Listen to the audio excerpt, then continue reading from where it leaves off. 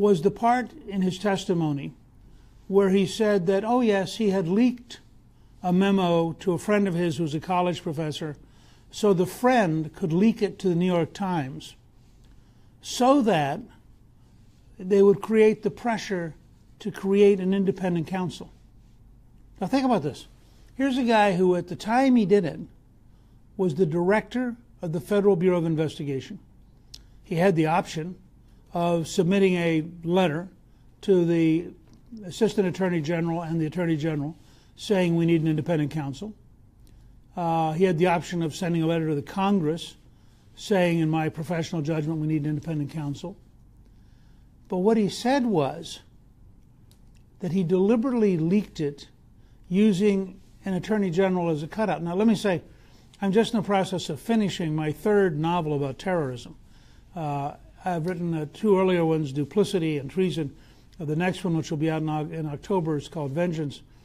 And in our novels, we do a number of things that are pretty daring about Washington.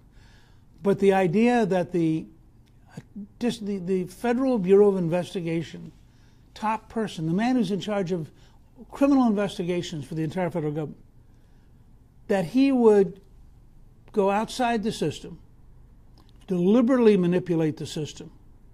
And that's what he's done. And I think what that brings into question is whether or not the Congress should shut down the independent counsel because it is poisoned fruit. The independent counsel, by Comey's own testimony yesterday, was created because of his manipulation, because of his leak, because of his deliberate intent to force it to happen.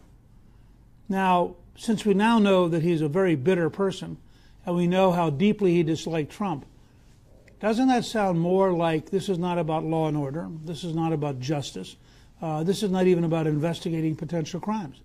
This is a bitter man trying to get even by trying to cause as much pain for the president as he can.